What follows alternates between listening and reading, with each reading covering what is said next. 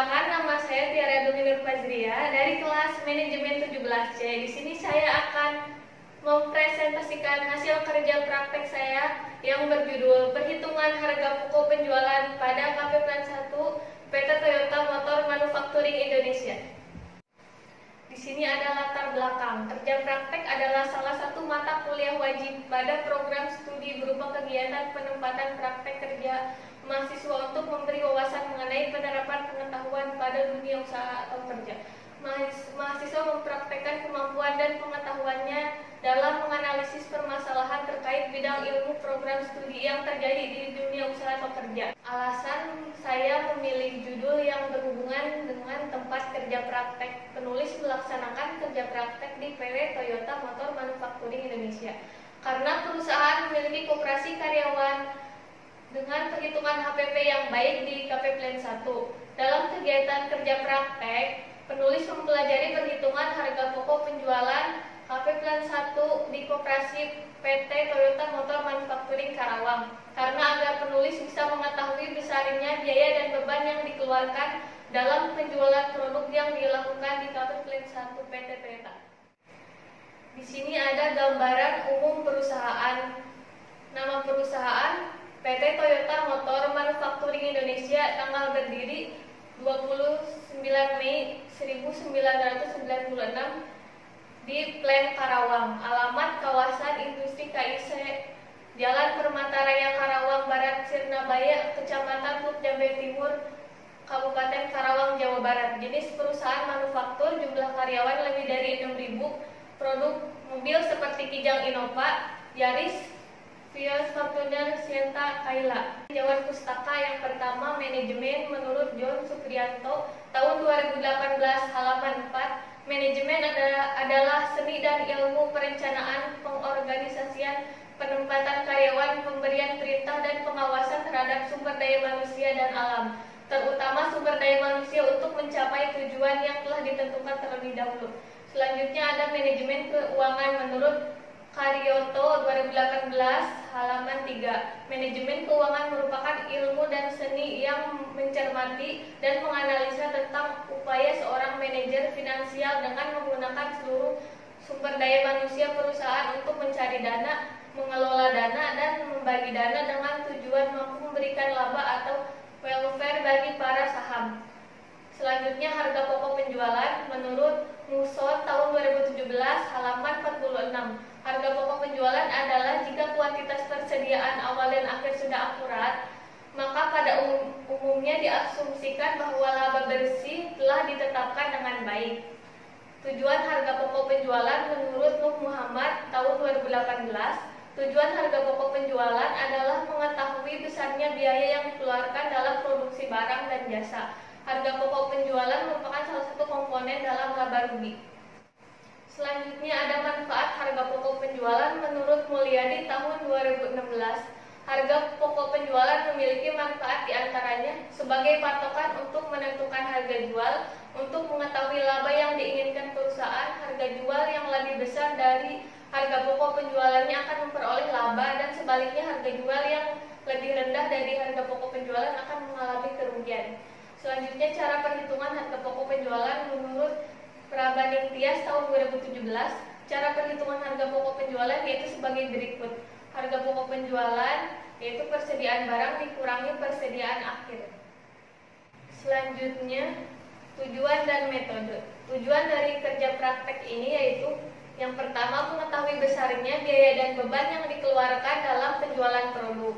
Yang kedua, memahami untuk menentukan harga jual produk dalam penjualan. Yang ketiga, memahami perhitungan laporan penjualan minuman dan konsinyasi. Metode penulisan artikel menggunakan library research dengan menggunakan metode analisis deskriptif, yaitu dengan jalan mengumpulkan data, menyusun atau mengklarifikasi, menyusun dan menginterpretasinya. Kegiatan ini dilakukan dengan observasi dan kerja praktik di koperasi PT Toyota Motor Manufacturing Indonesia dengan metode deskriptif yang digambarkan melalui teks.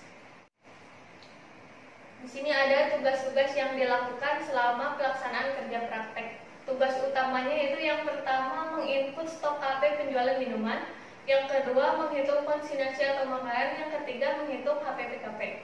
Tugas pendukung yaitu menginput data kalender dan data mudik karyawan PT Temin. Yang kedua, training safety. Pelaksanaan kerja praktek. Tugas utama yang pertama, menginput stok KP penjualan minuman. Sesuai dengan prosedur perhitungan harga pokok penjualan di KP Plan 1 PT Toyota Motor Manufacturing Indonesia, harus menginput terlebih dahulu stok KP penjualan minuman. Penulis menginput laporan penjualan minuman, harga jual, harga beli, barang masuk dan keluar pada minuman, persediaan hingga menghasilkan HPP stok KP penjualan minuman per bulan. Yang kedua, menghitung konsinyasi. Setelah terdapat hasil rekap stok oknum minuman per bulan, penulis melakukan perhitungan konsinyasi dilakukan 5 kali dalam 1 bulan, yaitu menghitung hasil konsinyasi terjual dari semua vendor per minggunya, lalu di akhir bulan dijumlahkan total per minggunya hingga menghasilkan HPP konsinyasi. Selanjutnya, menghitung HPPKP.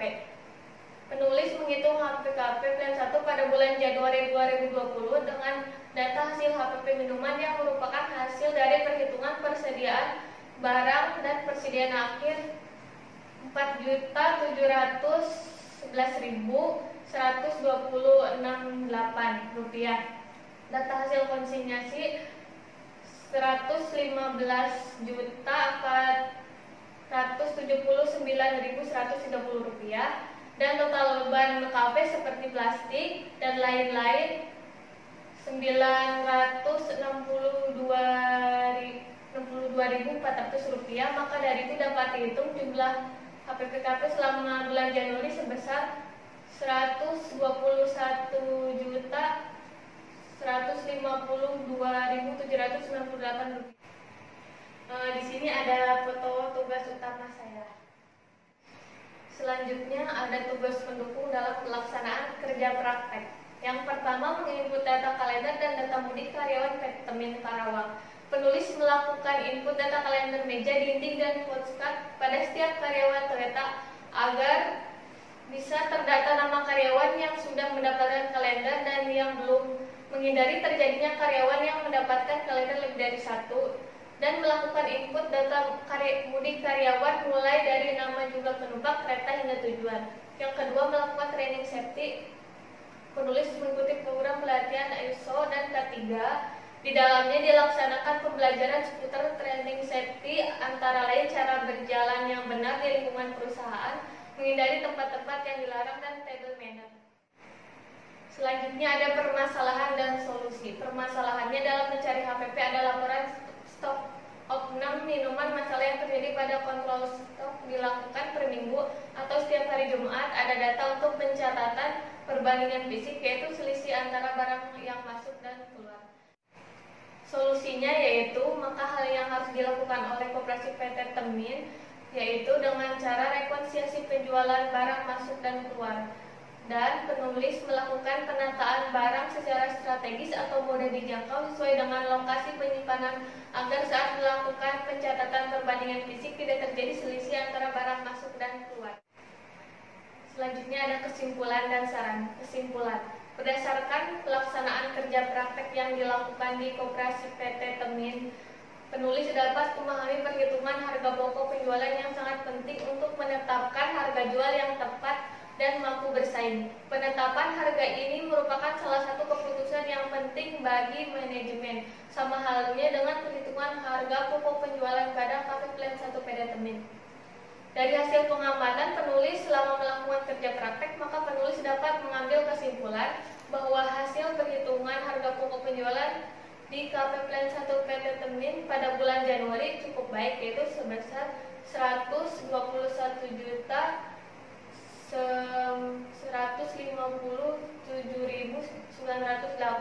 rupiah. Hal ini dikarenakan penulis masih menemukan saat kontrol stok dilakukan per minggu atau setiap hari Jumat ada data untuk pencatatan perbandingan fisik, yaitu selisih antara barang yang masuk dan keluar. Sarannya yaitu, bagi Koperasi PT Toyota Motor Manufacturing Indonesia, perhitungan HPP sangat penting dalam data keuangan karena berhubungan dengan prediksi harga jual serta perkiraan laba atau rugi produk penjualan produk. Jika dilihat dari masalah dan selisih barang masuk keluar, saran dari penulis dengan melakukan penataan barang secara strategis atau mudah dijangkau sesuai dengan lokasi penyimpanan yang dilakukan rekonsiliasi jika ada selisih. Saran bagi Fakultas Ekonomi dan Bisnis Universitas Buana Perjuangan Karawang, untuk universitas sebaiknya sebelum diadakannya kerja praktek untuk mengadakan kerjasama dengan perusahaan.